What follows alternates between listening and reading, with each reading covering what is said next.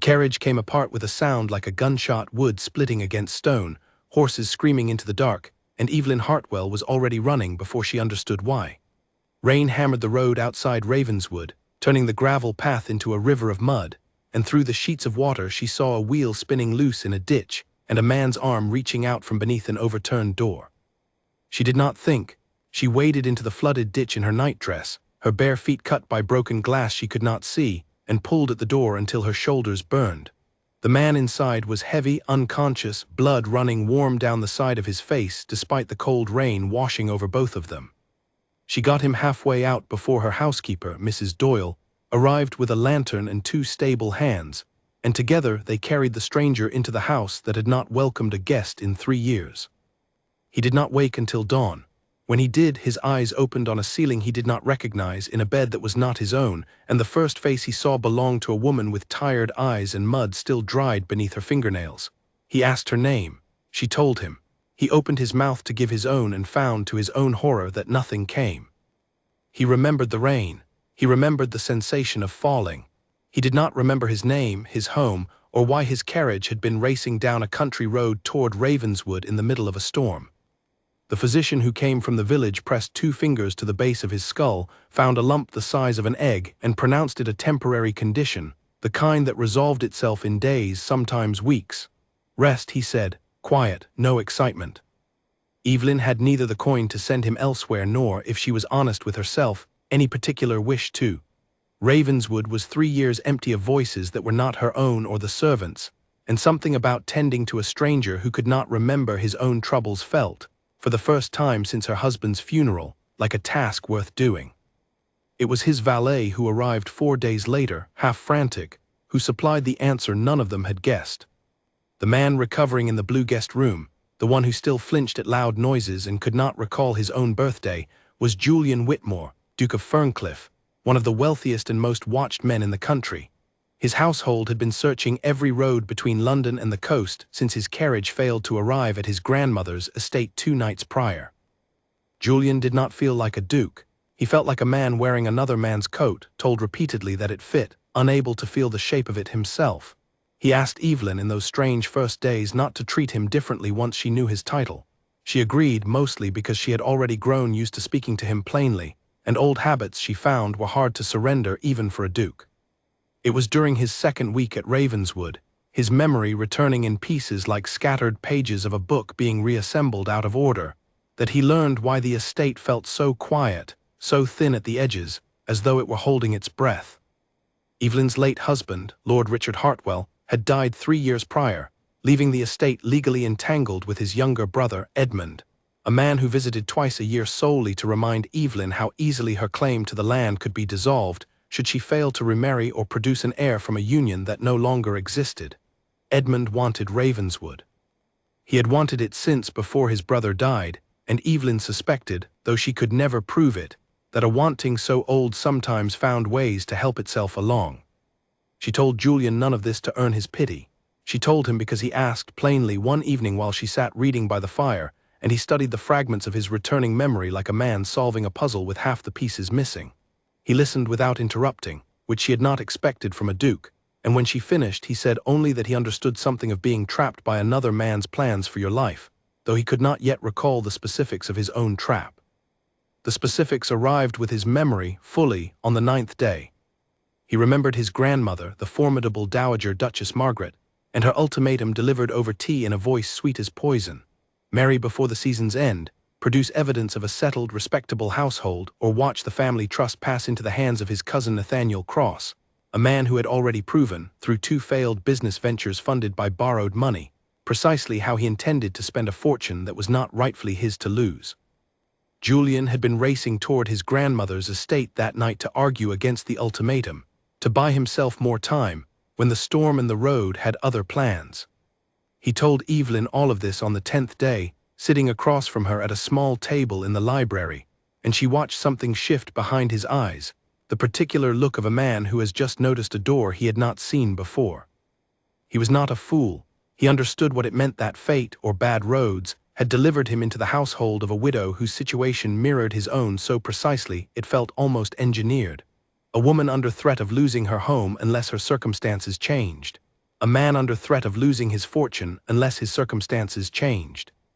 He did not ask her that first night, because even a duke recovering his memory understood there were some questions that needed better timing than a rainstorm and a concussion could provide.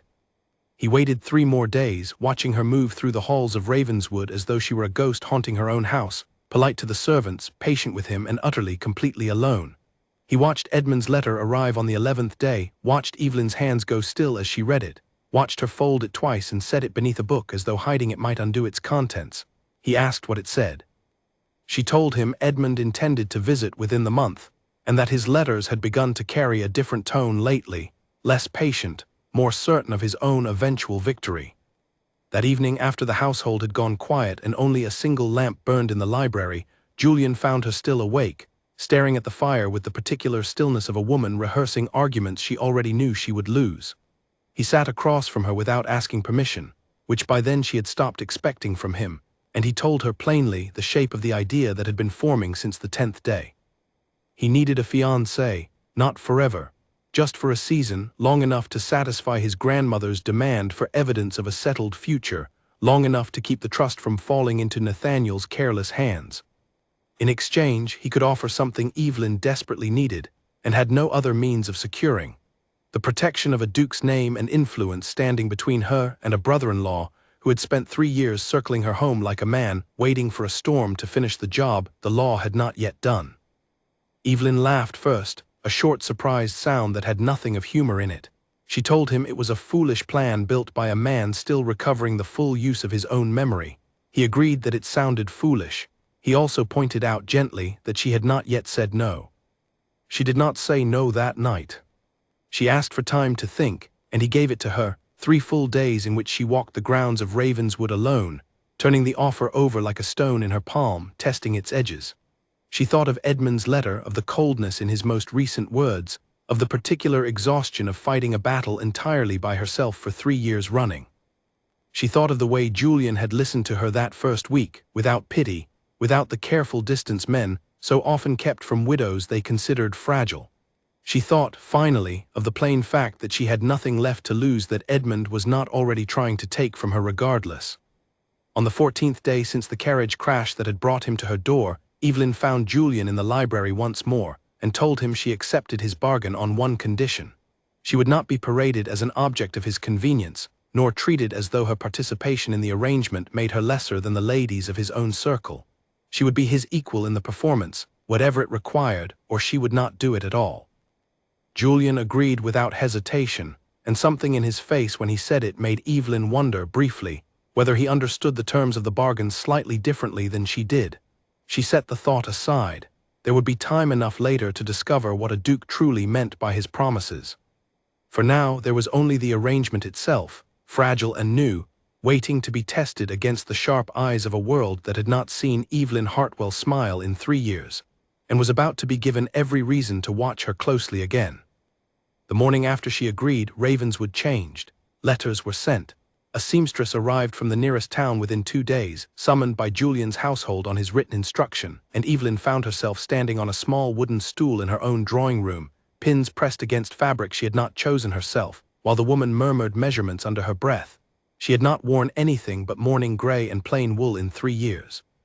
The sight of deep blue silk laid across the back of a chair felt almost like an accusation, as though color itself were a kind of forgetting she had not earned yet.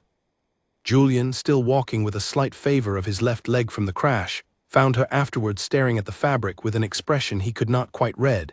He asked if she regretted the bargain already. She told him honestly that she did not know yet what she felt, only that she had forgotten what it was to be looked at as something other than a problem to be managed. He did not answer that immediately. When he did, his voice was quieter than she expected, and he told her that he understood the feeling better than she might guess, that a title could make a man just as invisible as a widow's gray dress, simply dressed in different colors. It was the first moment Evelyn allowed herself to wonder whether the man she had pulled from a ditch in the rain might turn out to be more than a convenient arrangement. She did not linger on the thought. There would be time, she told herself, for such questions later. For now there was a season to survive, a brother-in-law to outmaneuver, and a dowager duchess waiting in London who had, by all accounts, never once in her long life been easily fooled. They left for London on a morning bright enough to feel like a small mockery of the weather that had brought them together. Evelyn had not seen the city in 3 years, not since her husband's illness had kept her tethered to Ravenswood through his final months, and the noise of it struck her first, the clatter of wheels on stone, the calling of street vendors, the sheer density of people moving as though they all had somewhere urgent to be. Julian watched her take it in from across the carriage and said nothing, though she caught him smiling once, briefly, before he looked away toward the window. His townhouse was grander than anything Evelyn had lived in even during her marriage, all tall windows and pale stone, staffed by servants who bowed with a precision that made her acutely aware of her own plain traveling dress. She was given rooms on the second floor, a lady's maid named Susan who had clearly been briefed on the delicacy of the situation without being told its full truth, and a schedule, delivered the following morning by a woman Evelyn had not yet met. The woman was introduced simply as Mrs. Foster, a widow of some standing in society who had, according to Julian, agreed for a generous fee to prepare Evelyn for the particular scrutiny of the season ahead. Mrs. Foster arrived with the brisk efficiency of a general planning a campaign, and for the better part of 2 weeks, Evelyn's days were consumed by lessons she had not expected to need twice in one lifetime: how to enter a room so that every eye followed without appearing to seek it, how to hold a fan in a way that suggested interest without inviting presumption, which forks belonged to which course at a dinner hosted by a duchess, and why the difference mattered more than it reasonably should. Evelyn found the lessons tiring but not unwelcome. There was a particular comfort in having somewhere specific to direct her attention, a task with clear rules after years of grief that had followed no rules at all. She excelled faster than Mrs. Foster expected, a fact the older woman noted with visible surprise during their second week together, remarking that most young ladies required a full season to master what Evelyn had absorbed in a fortnight. Evelyn did not explain that she had once run a household of 40 servants and managed her husband's estate account single-handedly during his long illness. Some skills, it seemed, translated more directly than Mrs. Foster assumed. Julian, for his part, spent those same 2 weeks attending to matters of his own, meetings with solicitors regarding the family trust, correspondence with his grandmother that grew shorter and more pointed with each exchange, and the slow, careful work of reintroducing himself to a society that had spent nearly a fortnight wondering aloud whether the Duke of Ferncliff had vanished entirely. He returned to the townhouse most evenings later than he intended, and more than once found Evelyn still awake in the small sitting room off the library, a book open on her lap that she was not, by the look of her, actually reading. It was during one of those evenings, 10 days before their first public appearance together, that Julian asked her directly whether she was frightened. Evelyn considered lying. She had grown skilled at composing her face into pleasant neutrality over 3 years of widowhood, skilled enough that even Mrs. Foster had complimented her control. But something about the quiet of the room, the low fire, the absence of anyone else to perform for, made honesty easier than the alternative. She told him she was not frightened of the ballrooms, nor the forks, nor even the sharp eyes of society matrons who would examine her from every angle for signs of fraud. She was frightened of failing him in a way that cost her Ravenswood entirely, of trading one form of vulnerability for another, and discovering too late that the second was worse than the first. Julian listened, as he always did, without interrupting, and when she finished he told her something she had not expected. He said that whatever happened with his grandmother, whatever the trust decided, he would not allow Edmund to take Ravenswood from her. That promise, he said, did not depend on the success of their pretending. It was simply true regardless. Evelyn did not know what to do with a promise like that, offered so plainly, without condition. She thanked him quietly and changed the subject before either of them could examine the moment too closely. The night of the ball arrived faster than Evelyn felt prepared for. The event was hosted by the Dowager Duchess Margaret herself, in her own grand house on the edge of the city, ostensibly to celebrate the season's opening, but understood by everyone attending to be, in truth, an inspection. Julian's grandmother had heard rumors of his sudden engagement to an unknown widow from the countryside, and had made it clear through 3 separate letters that she intended to judge the matter with her own eyes, before offering any opinion on whether it satisfied the terms of her ultimatum. Evelyn stood before the mirror in her rooms an hour before they were due to leave, dressed in deep blue silk that had, weeks earlier, felt like an accusation and now felt simply like armor.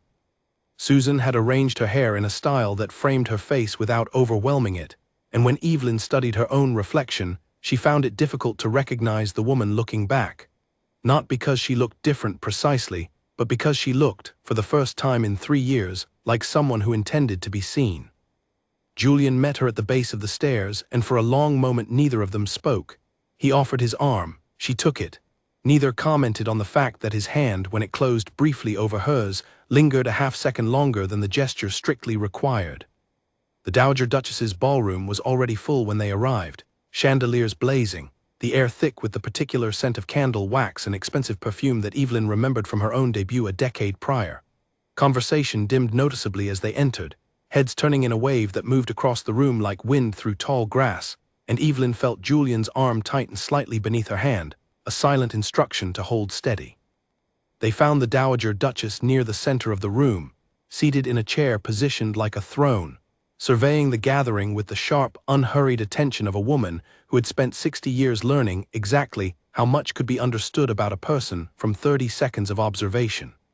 Her eyes moved over Evelyn slowly, taking in the gown, the posture, the steadiness of her gaze, and Evelyn made herself meet that scrutiny without flinching, exactly as Mrs. Foster had drilled into her over 2 weeks of practice. The Dowager Duchess said little at first, only a few polite questions about Evelyn's family and her late husband's estate, delivered in a tone that gave nothing away. It was only as the conversation continued, as Evelyn answered each question with the calm directness that had once made her an excellent manager of her husband's household affairs, that something in the older woman's expression shifted, a flicker of genuine interest replacing the initial cool assessment. Julian remained close throughout, and Evelyn noticed more than once that his attention seemed to drift from the conversation itself toward her, watching the way she handled his grandmother's questions with an intensity that felt entirely separate from the performance they had agreed to give the room. When she caught his eye during a brief lull, he did not look away as a man simply playing a part might have. He held her gaze a moment longer than necessary, and something in his expression made Evelyn's pulse quicken in a way that had nothing to do with nerves about the evening's success. The dancing began shortly after, and Julian led her onto the floor for the first set, his hand warm against her waist, his steps sure despite the leg still healing from the crash. Evelyn had not danced in 3 years. She had forgotten the particular pleasure of it, the music carrying her body through movements her mind barely needed to direct, and for a few minutes she allowed herself to simply exist inside the moment, without calculation, without fear of Edmund or the Dowager Duchess or the fragile arrangement holding the entire evening together. It was during the second turn of the dance that she noticed Julian watching her again, not the polite, performative attention of a man aware of an audience, but something quieter and more private, as though he had briefly forgotten they were meant to be performing at all. Evelyn felt heat rise in her face and told herself it was only the exertion of the dance. She was not entirely certain she believed her own excuse. By the end of the evening, whispers had already begun circulating through the ballroom, carried from group to group with the particular speed such things traveled in society. The widow from the countryside had charm after all, the whispers said. The Duke seemed genuinely taken with her. Even the Dowager Duchess, notoriously difficult to impress, had been seen speaking with the newcomer for nearly 20 minutes, an unusual mark of interest from a woman known to dismiss most new arrivals within 5. As their carriage pulled away from the Dowager Duchess's house near midnight, Evelyn allowed herself to exhale fully for the first time in hours. Julian sat across from her, quiet, watching the passing streets through the window, and after a long moment he told her without turning his head that she had done far better than he expected.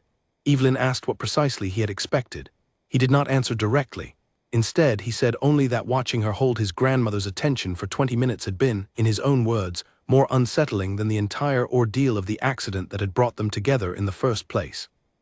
Evelyn laughed, a real laugh this time, and Julian smiled at the sound of it in a way that made something in her chest tighten pleasantly. Neither of them spoke of what the evening might mean beyond its stated purpose. But as the carriage rolled through the quiet streets toward home, both of them understood, without saying so aloud, that something in the bargain they had struck 2 weeks prior had already begun to shift into shapes neither of them had planned for. The weeks that followed fell into an unexpected rhythm. Invitations arrived daily now, more than Evelyn had received in the entirety of her first season a decade earlier, and she and Julian moved through drawing rooms and dinner parties and afternoon gatherings with the practiced ease of 2 people who had genuinely spent years learning each other's habits, rather than 2 strangers thrown together by a carriage accident less than 2 months prior. It was in the smaller moments, away from the crowded rooms, that Evelyn found herself most unsettled by how easily the pretense had begun to feel like something else entirely. There was a private garden behind Julian's townhouse, small and overgrown, tended poorly by a staff more concerned with the grander gardens meant for guests, and it became, without either of them planning it, a place they retreated to most evenings after the day's engagements ended. They would walk the narrow gravel paths in the fading light, Julian's limp long since healed, Evelyn's silk gowns traded for simpler evening dresses that did not require an audience, and talk about nothing in particular until, eventually, they talked about everything. She learned that he collected old maps, not for their accuracy but for the mistakes cartographers had made centuries ago, imagined coastlines and invented islands that had never existed anywhere but on paper. He learned that she had once wanted to study botany before her family arranged her marriage, and that the small garden behind his townhouse, neglected as it was, contained at least 4 plants that had been placed in entirely the wrong soil for their needs. It was during one of these evening walks, nearly 3 weeks after the ball at the Dowager Duchess's house, that Julian told her about his brother. He had not planned to. The subject arose sideways, prompted by an offhand comment from Evelyn about how strange it must feel to inherit a title meant for someone else, and Julian went quiet in a way she had learned, by then, to recognize as significant. He told her haltingly at first, and then with the particular relief of a man finally setting down a weight he had carried alone for years, about his older brother Henry, who had been the intended duke, who had been thrown from a horse during a hunt when Julian was 19 years old, and who had died 3 days later from injuries that no physician could mend. Julian had been riding beside him that day. He had suggested the route through the eastern woods, a shortcut he had taken a dozen times before without incident, and he had spent every year since turning the decision over in his mind, wondering what might have changed if he had chosen the longer path instead. He had never told anyone the full weight of that guilt, not his grandmother, not the string of acquaintances who called themselves friends, because admitting it aloud felt like admitting he did not deserve the title he now carried, the fortune, the influence, any of it. Evelyn did not offer easy comfort. She had learned through her own grief that easy comfort often did more harm than silence. Instead, she told him simply that grief which blamed itself for accidents was grief that had confused sorrow with guilt, and that the two, though they often traveled together, were not the same thing at all. Julian looked at her for a long moment in the dim evening light, and something in his face suggested her words had landed somewhere he had not expected them to reach. In turn, on a different evening nearly a week later, Evelyn told him about her marriage, about Lord Richard Hartwell, a kind but distant man 20 years her senior who had married her for reasons that had more to do with securing an heir for his estate than any particular affection, and who had spent the better part of their decade together traveling for business, leaving her to manage Ravenswood alone with a competence he acknowledged only in passing, if at all. She told Julian that the loneliest years of her life had been the ones spent married, surrounded by servants and obligations, and a husband who treated her more as an efficient steward than a wife, and that his death, when it came, had brought less grief than guilt over how little grief she felt. Julian listened without judgment, and when she finished, he told her that he understood, in his own way, the particular loneliness of being surrounded by people who saw only the role you occupied rather than the person occupying it. He had spent 3 years since inheriting the dukedom surrounded by solicitors, distant relations, and society matrons eager to match him with their daughters, and not one of them, he admitted, had ever asked him a single question about what he actually wanted from his own life. It was a small admission, offered quietly in the fading light of an overgrown garden, but Evelyn felt the weight of it settle somewhere near her heart. She understood in that moment that whatever had begun between them was no longer entirely explainable by the terms of their original bargain. Their public appearances continued alongside these private conversations, and society's fascination with the match only grew. The Dowager Duchess, having initially reserved judgment, began inviting them to tea with increasing frequency, questioning Evelyn on matters ranging from estate management to her opinions on recent political debates. Questions Evelyn suspected were designed less to test her suitability as a duchess and more out of the older woman's own genuine curiosity. Evelyn found herself, somewhat to her own surprise, growing fond of the sharp, unsentimental Dowager Duchess, who reminded her in certain moods of her own late grandmother. It was at one such tea, nearly a month into the arrangement, that Evelyn first met Nathaniel Cross, Julian's cousin and the man who stood to inherit the family trust should Julian fail to satisfy his grandmother's demands.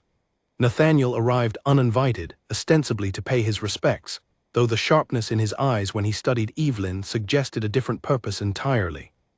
He was a handsome man in a careless sort of way, well-dressed, but somehow always slightly rumpled, with the easy charm of someone accustomed to talking his way out of consequences.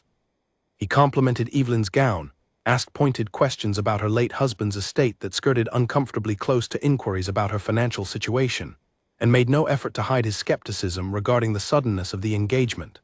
Julian's jaw tightened visibly throughout the exchange, and when Nathaniel finally took his leave, he apologized to Evelyn for his cousin's behavior in a tone that suggested this was far from the first time he had needed to do so. Evelyn assured him it was not necessary, though privately she found herself unsettled by the encounter in a way she could not immediately articulate.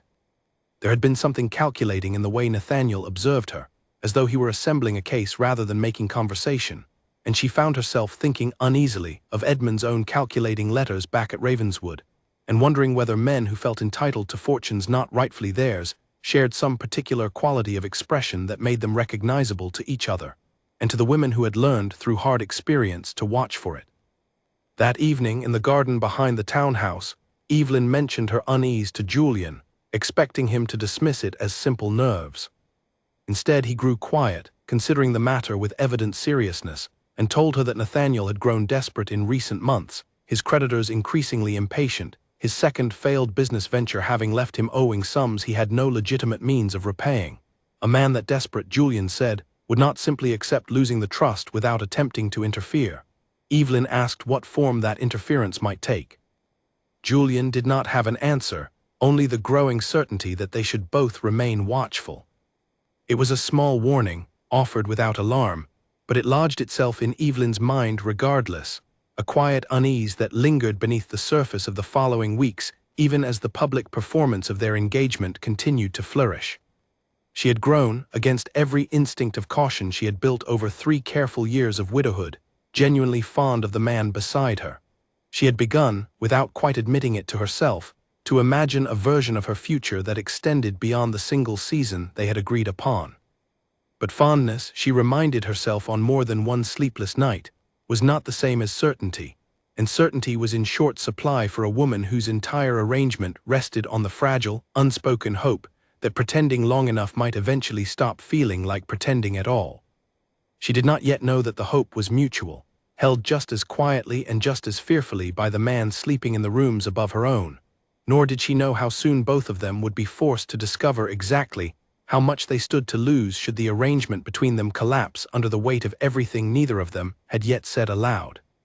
The turning point, when it came, arrived on an ordinary evening that Evelyn would later remember in unusually sharp detail, as though some part of her had known even then that the moment mattered. They had attended a smaller gathering that night, a musical evening hosted by a friend of the Dowager Duchess, less demanding than the grand balls that had marked the earlier weeks of their arrangement. Evelyn had enjoyed herself more than she expected, seated beside Julian through an hour of piano performances, his shoulder occasionally brushing hers in the crowded room, neither of them moving away when it happened. They returned to the townhouse later than usual, the streets quiet under a clear sky thick with stars, and rather than retiring immediately, both of them drifted toward the garden out of habit, drawn by the same unspoken instinct that had sent them there most evenings for the better part of a month. The night air was cool, carrying the scent of the last roses of the season, and Evelyn found herself unusually aware of the small distance between her hand and Julian's as they walked the narrow path in comfortable silence. It was Julian who closed the distance first, his fingers brushing hers, then closing around them properly, a simple gesture that nonetheless made Evelyn's breath catch in her throat. Neither of them commented on it. They simply walked, hands joined, past the point where the path curved beneath an old stone archway, and stopped there without deciding to, facing each other in the pale wash of moonlight. Julian looked at her for a long moment, and Evelyn recognized with a kind of quiet certainty that he was searching her expression for permission, or perhaps for confirmation that the thing growing between them was as real to her as it had become to him. She did not step back. She did not offer the polite, deflecting words that 3 years of careful widowhood had trained into her. She simply waited, and something in her stillness seemed to answer whatever question he had been asking silently.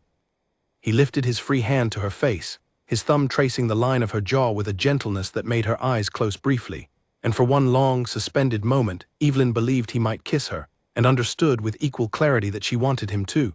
But Julian stopped himself, his hand falling away, a low, unsteady breath escaping him as he stepped back, putting a careful distance between them once more. He apologized quietly, though his voice carried more regret than the apology itself suggested. He told her he did not want their first genuine moment together to happen in the shadow of an arrangement neither of them had entered honestly, a bargain built on convenience and desperation rather than the kind of certainty a woman like her deserved. Evelyn, her heart still racing from the nearness of him, found herself both frustrated and quietly moved by his restraint, understanding even as she wished he had simply kissed her that his hesitation came from a place of genuine care rather than indifference. They did not speak of the moment again that night, retreating to their separate rooms with a new, charged awareness hanging between them that neither seemed to know quite how to address. Evelyn lay awake long past midnight, replaying the warmth of his hand against her face, the restraint in his voice, and admitted to herself, finally, in the privacy of her own thoughts, that whatever she felt for Julian Whitmore had long since outgrown the careful boundaries of their original agreement. The following days carried a new quality between them, a tenderness in small gestures that had nothing to do with performance and everything to do with the truth neither of them had yet spoken aloud. Julian found reasons to seek her out during the day that had nothing to do with their public schedule, appearing in the library while she read to ask her opinion on some minor matter of estate business he clearly did not need her input on, or interrupting his own correspondence to walk with her in the garden an hour earlier than their usual evening habit. Evelyn, in turn, found herself watching for him in ways she had not permitted herself with any man since her marriage, noting the particular sound of his footsteps in the hall, the way his expression softened almost imperceptibly whenever he caught sight of her unexpectedly. She told herself more than once that she was being foolish, that a duke recovering from a blow to the head and a widow desperate to save her home were poor judges of their own feelings under such extraordinary circumstances. The reasoning did little to slow the quickening of her pulse each time he entered a room. It was into this fragile, unspoken tenderness that the first sign of trouble arrived, delivered not by Edmund directly but by Mrs. Foster, who called on Evelyn one afternoon with an expression far graver than her usual brisk composure. She had heard, through the particular channels available to a woman of her standing in society, whispers beginning to circulate through certain drawing rooms, whispers that questioned the suddenness of Evelyn's engagement, that recalled with unflattering detail the circumstances of her marriage to Lord Richard Hartwell, and suggested with increasing boldness that the widow from the countryside had learned rather too well how to secure a wealthy husband through calculated charm rather than genuine affection. Evelyn asked where such whispers might have originated. Mrs. Foster hesitated before admitting that the details being circulated were too specific, too accurate in their unflattering framing of events that had genuinely occurred during Evelyn's first marriage, to have come from idle society gossip alone. Someone with intimate knowledge of Evelyn's history, someone with reason to want her reputation damaged, had clearly begun feeding the rumor mill with deliberate, careful precision. Evelyn did not need to ask twice who possessed both the knowledge and the motive. Edmund had attended her wedding to Richard. He had witnessed, firsthand, the particular unhappiness of those early years before Evelyn had learned to manage the loneliness of her marriage with quiet competence rather than visible distress. And Edmund, more than anyone else living, understood precisely how much Evelyn stood to lose should her reputation collapse before the season's end, and precisely how much he stood to gain from her ruin. That evening when she told Julian what Mrs. Foster had shared, his expression darkened in a way Evelyn had not seen from him before, a controlled anger that made her understand, suddenly and completely, that whatever gentleness he had shown her in recent weeks existed alongside a fierce protectiveness she had not yet been given cause to witness. He told her with quiet certainty that he did not intend to let Edmund's calculated cruelty succeed, whatever it cost him to prevent it. Evelyn appreciated the sentiment, though privately she understood, with the particular clarity of a woman who had survived 3 years of Edmund's slow, patient campaign against her, that the coming weeks would test the arrangement between herself and Julian far more thoroughly than any ballroom or tea with the Dowager Duchess had managed to do. The pretense had already begun dissolving into something far more real than either of them had planned for. Whether that reality could withstand the deliberate cruelty about to be turned against it remained, for the first time since the bargain began, genuinely uncertain. The rumors did not remain whispers for long. Within a week, Evelyn began noticing the change herself, subtle at first. A slight coolness in the greetings of women who had, only days earlier, seemed genuinely eager for her company. Invitations that had once arrived daily slowed to a trickle, and those that still came carried a particular quality of scrutiny, as though her hostesses were less interested in her company than in observing firsthand whether the stories circulating about her held any truth. The stories themselves had grown more elaborate with each retelling, as such things always did.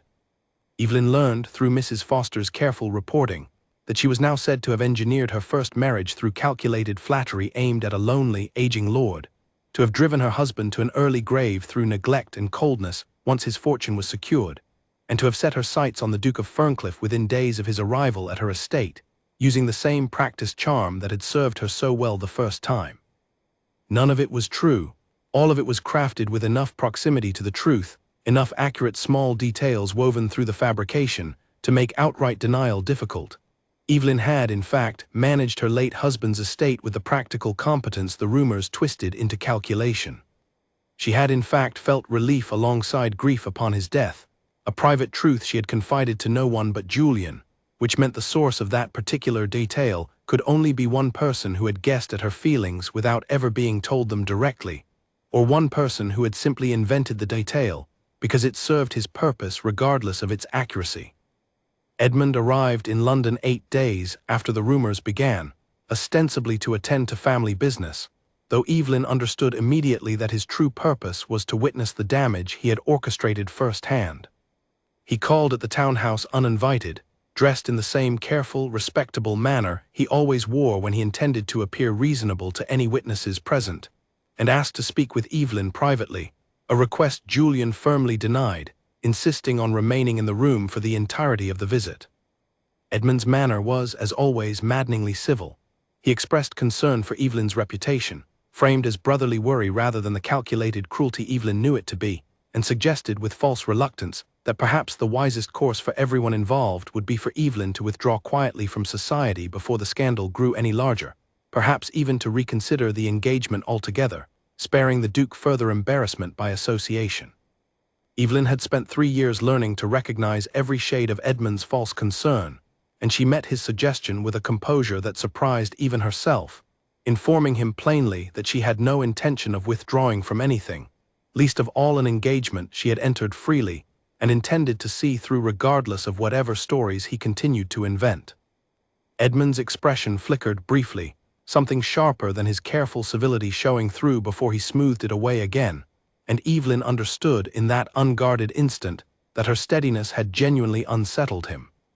Julian, who had remained largely silent throughout the exchange, finally spoke, his voice carrying a controlled coldness Evelyn had not heard from him before. He informed Edmund that he was fully aware of the financial pressure driving his interest in Ravenswood, that he had already begun making inquiries into Edmund's own conduct and debts through his solicitors, and that any further attempt to damage Evelyn's reputation would be met with consequences considerably more severe than a few uncomfortable whispers in a drawing room. Edmund left shortly afterward, his composure notably thinner than when he had arrived. The confrontation did little to slow the momentum of the rumors already circulating, however, and the following 2 weeks proved among the most difficult of Evelyn's life since her husband's death. She was cut directly by several women she had considered, if not friends, then at least cordial acquaintances. A dinner party hosted by a family closely connected to the Dowager Duchess quietly withdrew its invitation, offering only a vague and unconvincing excuse. Even Nathaniel Cross, Evelyn noticed with particular unease, seemed to be making the rounds of the same drawing rooms where the rumors thrived, offering sympathetic commentary about his poor cousin Julian, so unfortunate in his choice of companion, delivered with just enough performed reluctance to seem believable rather than opportunistic. Evelyn began to understand, with growing dread, that Edmund and Nathaniel, whether by coordination or simple coincidence of shared interest, had found themselves allies in the same cause, each man standing to benefit enormously should the engagement collapse under the weight of scandal. Edmund would face no further obstacle in his campaign against Ravenswood. Nathaniel would inherit the trust his cousin currently held. Both men, Evelyn realized with a chill, had every reason to want her ruined, and neither cared particularly whose reputation suffered in the process, so long as the outcome favored them in the end. It was during this difficult stretch that Evelyn came to understand fully the depth of what Julian was willing to sacrifice on her behalf. He attended every event they were still invited to, publicly, deliberately, standing beside her with an unwavering steadiness that made his position unmistakable to anyone watching.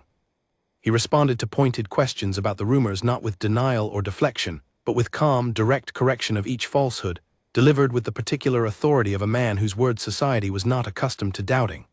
He spent considerable sums, Evelyn learned later, quietly settling debts held by two prominent gossips whose silence proved, in the end, considerably cheaper to purchase than their continued cooperation with Edmund's campaign was worth to them. More than any of these practical efforts, though, it was the small, constant reassurance of his presence that carried Evelyn through the worst of it. He sought her out each evening without fail, continuing their walks in the garden regardless of how exhausting the day's public battles had been, and never once suggested, even obliquely, that the arrangement between them had become more trouble than it was worth. When she apologized, one particularly difficult evening, for the damage her past had brought crashing into his carefully constructed reputation, he stopped her mid-sentence, his voice firm in a way that left no room for argument, and told her that Edmund's cruelty was not her burden to carry alone, that he had chosen this fight the moment he asked her to stand beside him, and that he did not regret the choice, whatever it continued to cost either of them. It was on one such evening, nearly 3 weeks into the scandal, that Evelyn finally asked him the question she had been avoiding since the night beneath the stone archway. She asked him plainly whether what existed between them now was still, in any meaningful sense, a performance, or whether it had become something else entirely weeks ago without either of them formally acknowledging the change. Julian did not answer immediately. He studied her for a long moment in the dim evening light, his expression unusually unguarded, and told her finally that he had stopped pretending sometime around the 4th week of their arrangement, though he had been too uncertain of her own feelings and too wary of complicating an already difficult situation to say so aloud. He asked in turn when she had stopped pretending. Evelyn admitted quietly that she was no longer entirely certain she had ever been pretending at all, not since the very first evening she had pulled him from a flooded ditch and found herself, against every careful instinct built over 3 years of guarded widowhood, unable to look away from the stranger she had rescued. Neither of them spoke further that evening about what the admission meant for their future, both of them aware that a public scandal orchestrated by two desperate men was hardly the moment to make promises neither could yet be certain of keeping. But something had shifted between them nonetheless, a quiet certainty settling into place beneath the ongoing turmoil, and Evelyn found herself, for the first time since the rumors began, facing the difficult weeks ahead with something closer to hope than dread. The scandal reached its peak nearly a month after it began, when Edmund, growing desperate as his campaign failed to produce the collapse he had engineered it to cause, made the significant mistake of putting his accusations in writing, sending a letter to several prominent members of society that repeated the worst of the rumors in explicit, damaging detail, signed openly under his own name. It was a mistake born of frustration rather than strategy, and it proved in the end to be the single greatest gift Edmund could have unwittingly handed to Evelyn and Julian both. Julian's solicitors moved quickly once the letter came into their possession, forwarded to them within a day by one of the very recipients Edmund had hoped to turn against Evelyn, a widowed countess who had taken quiet offense at being used as a tool in another man's petty campaign. Written accusations of this nature, delivered under a man's own signature and containing claims that could be readily disproven, constituted grounds for legal action that Edmund, in his frustration, seemed not to have considered before sending them. Julian did not pursue the matter through the courts immediately. Instead, he requested a private meeting with Edmund, accompanied by his solicitor, during which he made the nature of Edmund's exposure plainly clear. Edmund could face a public and thoroughly documented legal challenge that would destroy what remained of his own reputation, and very likely see him imprisoned for the debts he had accumulated attempting to appear respectable while awaiting Ravenswood's collapse into his hands. Or he could withdraw entirely, in writing, retracting every claim he had made and formally renouncing any further contest of Evelyn's claim to the estate. Edmund, faced with the genuine prospect of ruin, rather than the slow, patient campaign he had comfortably waged for 3 years from a position of assumed safety, chose the second option. His retraction, circulated as widely and as publicly as his original accusations had been, arrived at the exact moment society's appetite for scandal was beginning to shift, as it so often did, toward sympathy for the wronged party rather than continued suspicion. Evelyn found herself, within the space of a single week, transformed once more in the eyes of society, no longer the calculating widow of unflattering rumor, but the sympathetic victim of a bitter, grasping relative, her reputation not merely restored but strengthened by the very scandal that had briefly threatened to destroy it. It was in this atmosphere of relief and renewed public goodwill that the Dowager Duchess announced her intention to host a garden party at her country estate, ostensibly to celebrate the arrival of summer, though everyone who received an invitation understood its true purpose. The Dowager Duchess intended, with characteristic bluntness, to formally welcome Evelyn back into society's good graces before the entire assembled company, and in doing so, to demonstrate publicly that the family itself considered the matter thoroughly resolved. Evelyn arrived at the country estate 3 days before the party, alongside Julian, both of them relieved to escape the confines of the city for a few days of quieter air. The estate itself was beautiful in the particular way of properties tended for generations by people who understood exactly what the land needed: sprawling gardens in full summer bloom, a lake visible from nearly every window, and an atmosphere altogether more relaxed than the tense, watchful weeks they had just endured in London. The morning of the party arrived clear and warm, the gardens filled by early afternoon with guests wandering beneath rose arbors and gathered in small groups near tables laden with food and drink.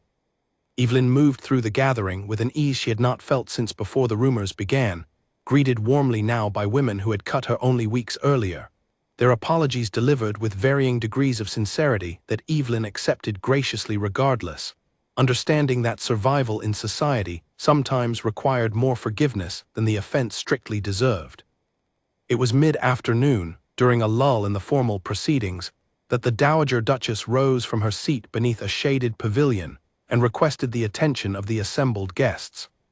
She spoke plainly, as she always did, addressing the recent scandal directly rather than dancing around it with polite euphemism, declaring firmly that she had personally investigated the claims made against Evelyn and found every one of them to be the fabrication of a desperate, grasping man who had since been thoroughly discredited. She stated further that she considered Evelyn Hartwell not merely a suitable match for her grandson, but a woman of genuine character whose steadiness under pressure had earned considerably more respect from her than most young ladies managed to earn in a full decade of proper behavior.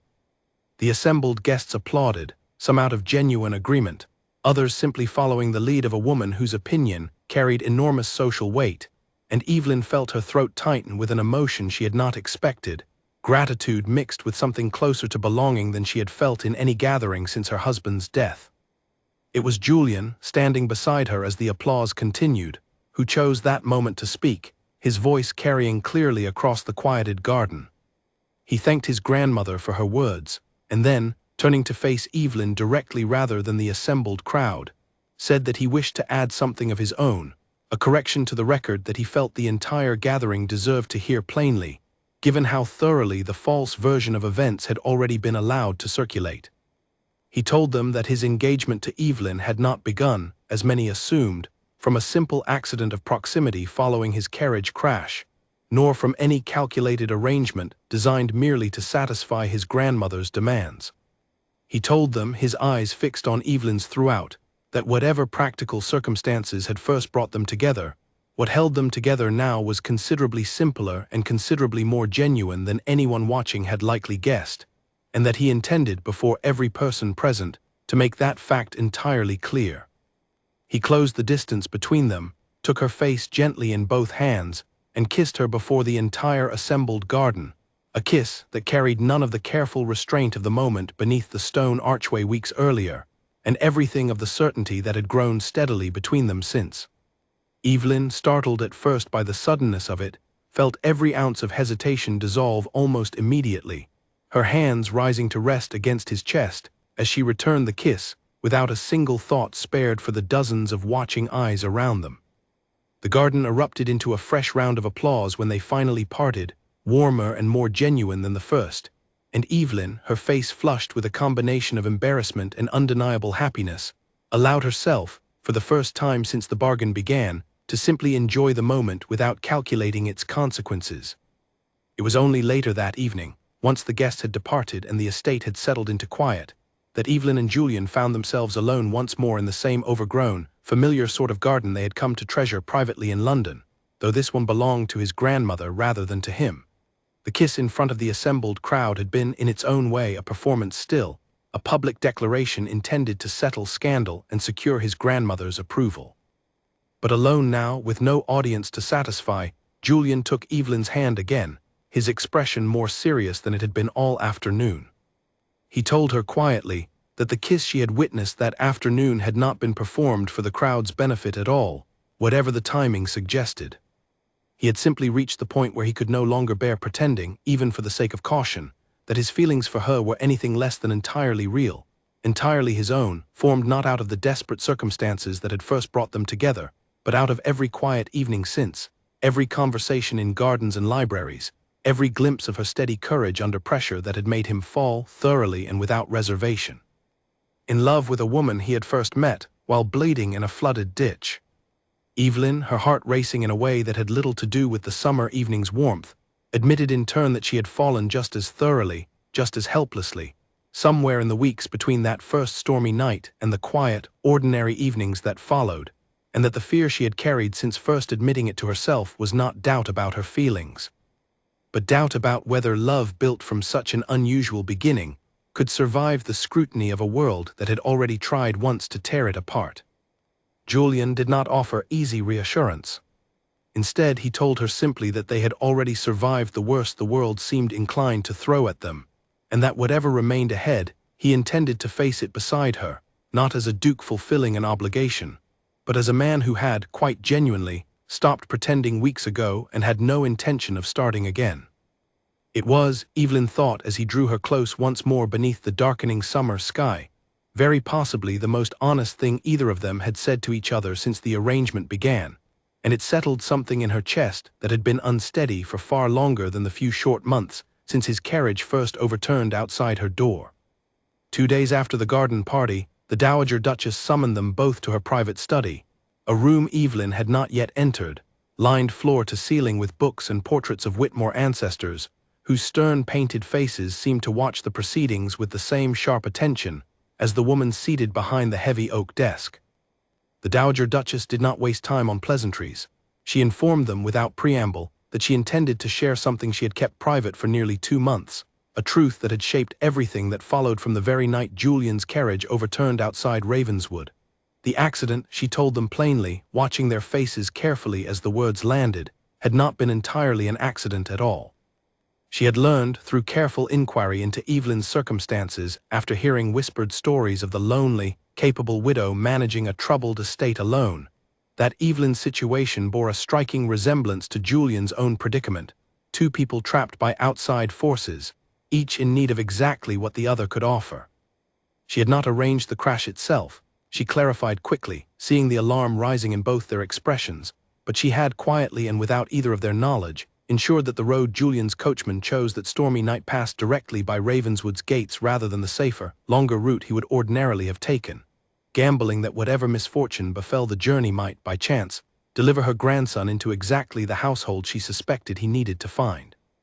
Julian's expression shifted rapidly from disbelief to something closer to anger, though he kept his voice carefully controlled as he asked his grandmother how she could justify manipulating his safety and Evelyn's circumstances so deliberately without either of their consent. The Dowager Duchess did not apologize.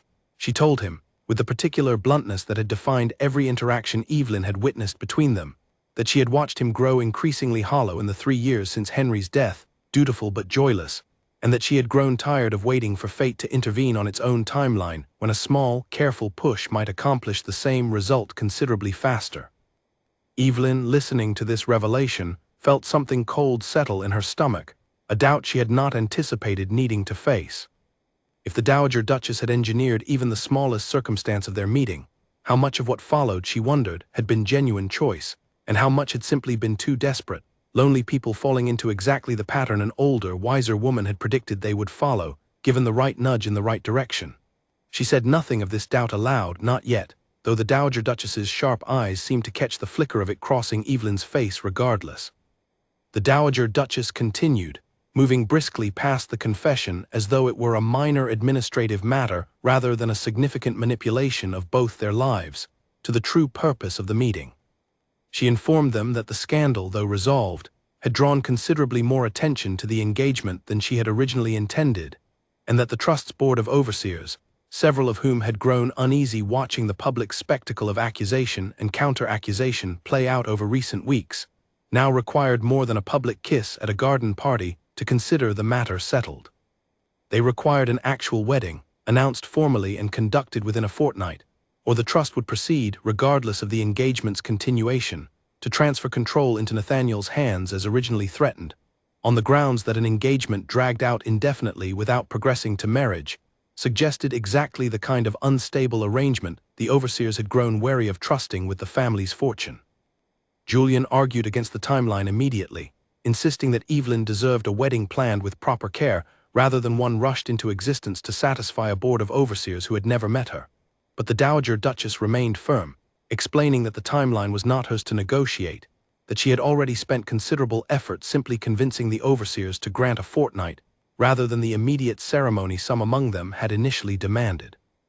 Evelyn left the study that afternoon in a state of quiet turmoil she did not fully understand until she found herself alone in her rooms, staring out the window at the same gardens where, only 2 nights earlier, she had felt more certain of her own happiness than at any point since her first marriage began.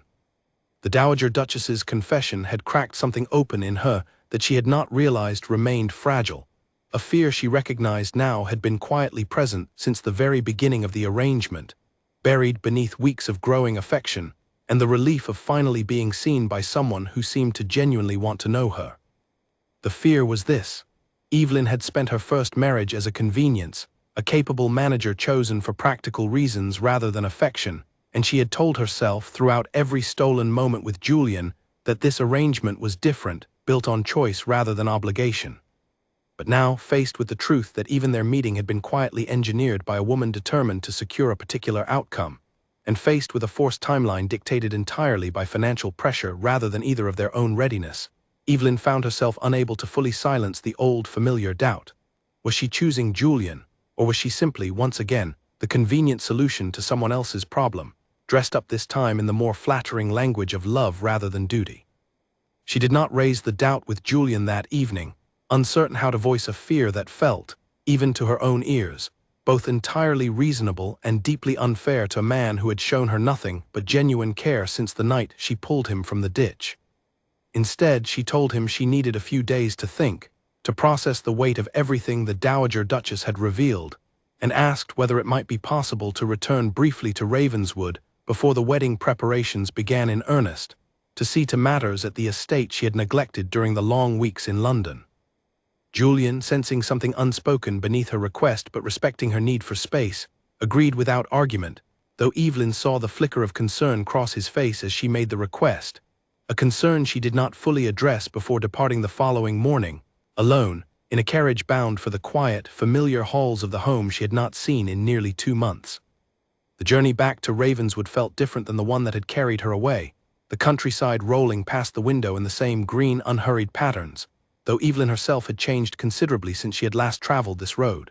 She arrived at dusk, greeted warmly by Mrs. Doyle, who noted immediately, with the particular perceptiveness of a woman who had known Evelyn for over a decade, that something troubled her mistress beneath the polished manners of her newly elevated status. Evelyn did not confide the full truth even to Mrs. Doyle, choosing instead to walk the familiar grounds of Ravenswood alone that first evening, tracing paths she had walked 1,000 times during her lonely years of widowhood, searching for the particular clarity that had always come to her more easily in solitude than in company. She thought of Julian's steady presence throughout the scandal, his willingness to sacrifice reputation and resources on her behalf, the honesty of his confession beneath the darkening summer sky at his grandmother's estate. None of it felt, examined closely, like the careful management of a convenient arrangement.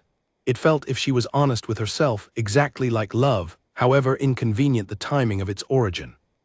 But the fortnight deadline remained, hanging over the decision like a blade, and Evelyn understood, walking the grounds of the only home she had ever truly managed on her own terms, that she needed to decide, and decide soon, whether she was capable of trusting a love that had begun under circumstances neither entirely honest nor entirely her own choosing, or whether the old fear of being merely useful rather than genuinely wanted would keep her forever at arm's length from the one man who had shown her, more clearly than anyone in her entire life, what it felt like to be truly seen.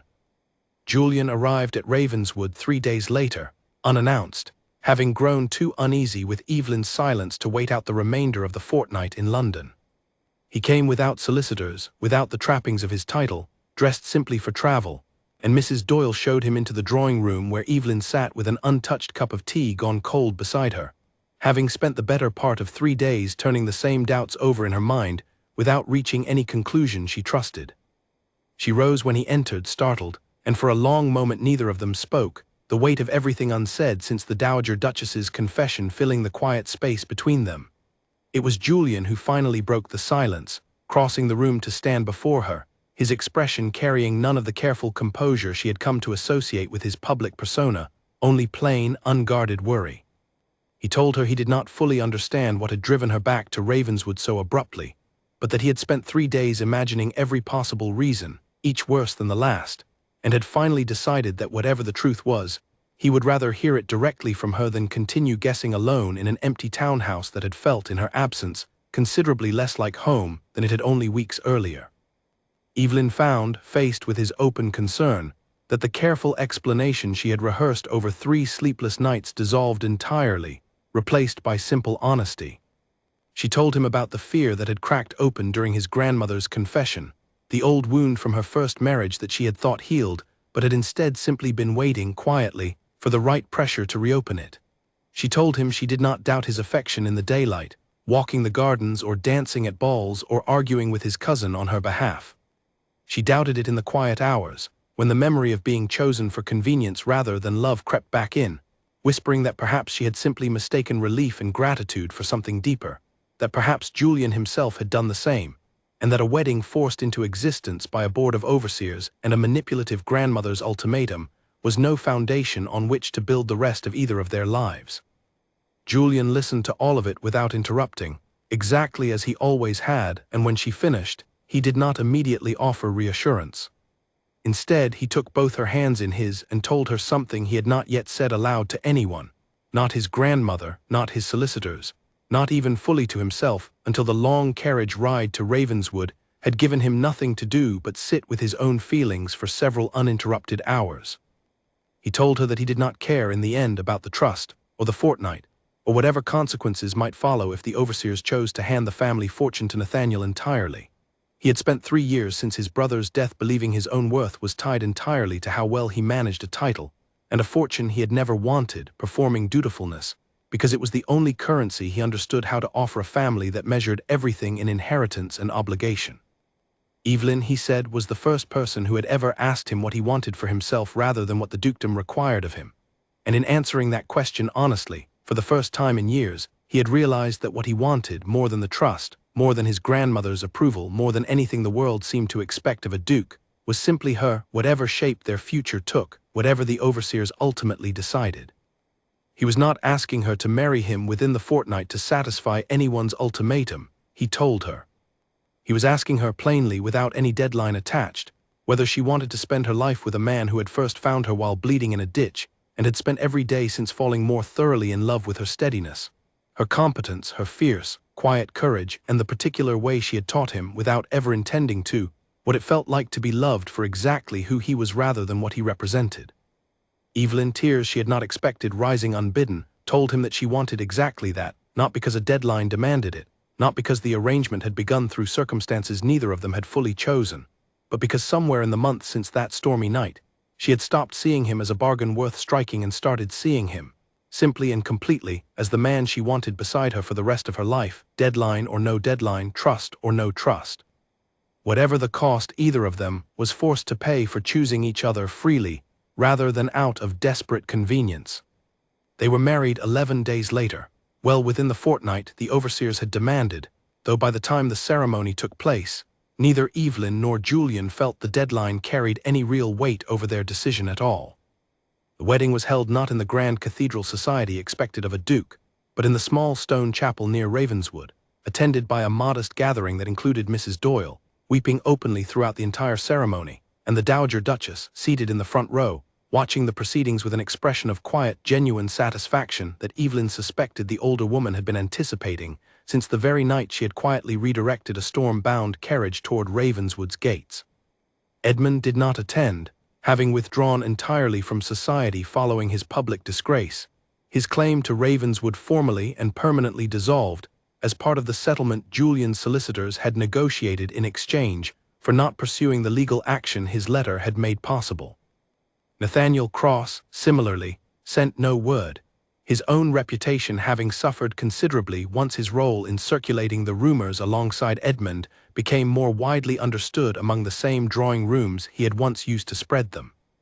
Evelyn stood at the altar in a simple gown of pale gold, considerably less grand than the deep blue silk she had worn to her first ball, and found she preferred it entirely, understanding now that the woman marrying Julian Whitmore bore little resemblance to the frightened, invisible widow who had waded into a flooded ditch nearly 3 months earlier.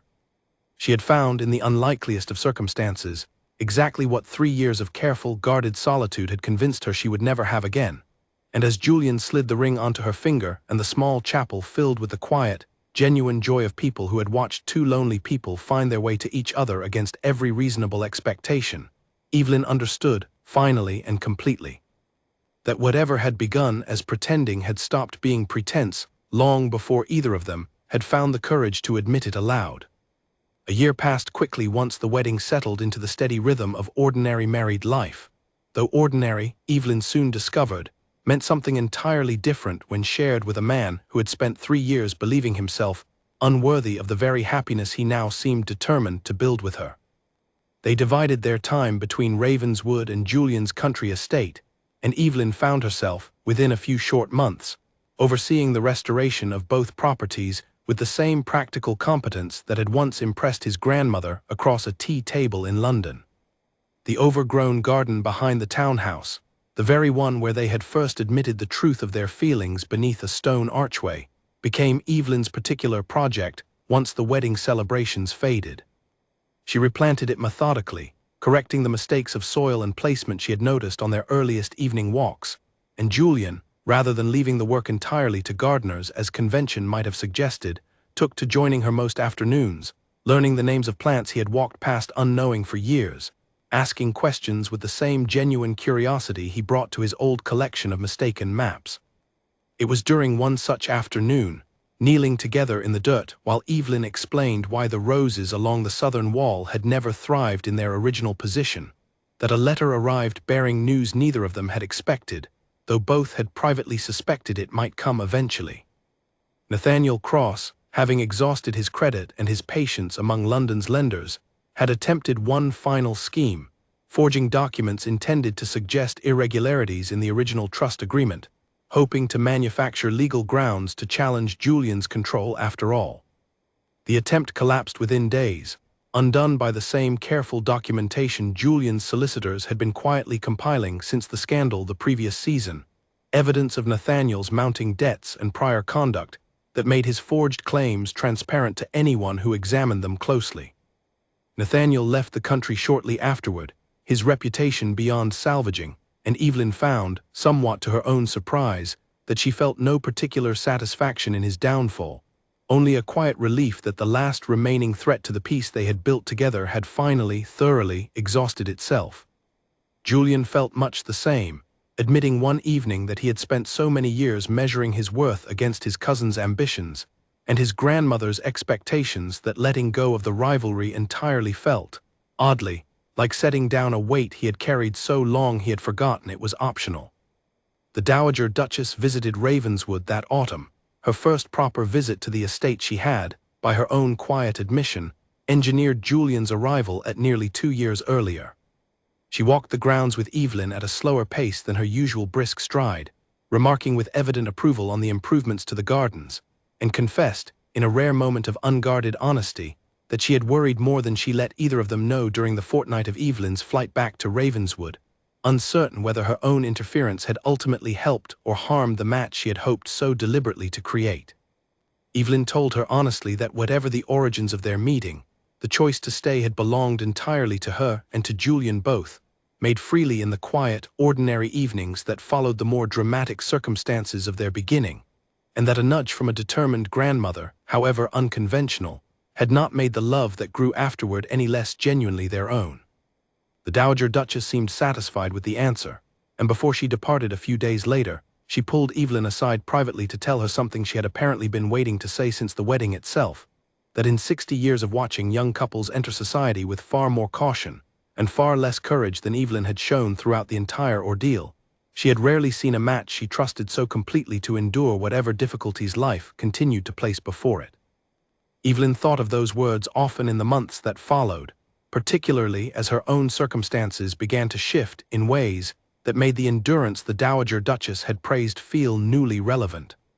By the following spring, nearly 2 years after the storm that had first brought Julian to her door, Evelyn found herself expecting their first child, a discovery that filled Ravenswood's quiet halls with a different kind of anticipation than the careful, guarded waiting she had grown accustomed to during her long years of solitary widowhood. Julian, upon learning the news, sat with her in the very garden where they had first admitted their feelings, and told her, with the particular quiet seriousness she had come to treasure in him, that he intended to raise their child knowing exactly what he himself had taken far too long to learn, that worth was never measured in titles or fortunes or the careful management of other people's expectations, but in the small, steady choices made every day to show up honestly for the people one loved. Evelyn, resting her head against his shoulder in the fading afternoon light, thought of the frightened, invisible widow who had waded into a flooded ditch nearly 2 years earlier, certain she had nothing left to offer anyone, and marveled quietly at how thoroughly that fear had been replaced by something she had once believed entirely beyond her reach. Their daughter was born the following winter, during a storm that reminded both of them, with a kind of gentle irony neither could ignore, of the night everything between them had first begun. Mrs. Doyle wept again at the christening, just as she had at the wedding, and the Dowager Duchess, holding her first great-grandchild with a tenderness that surprised even Julian, remarked that the child had, quite fittingly, arrived in exactly the kind of weather that seemed determined to keep bringing this particular family together. Evelyn, watching Julian across the nursery that evening, his daughter asleep against his chest, thought of the bargain they had struck nearly 3 years earlier, 2 desperate strangers offering each other convenience in place of the affection neither believed they still deserved.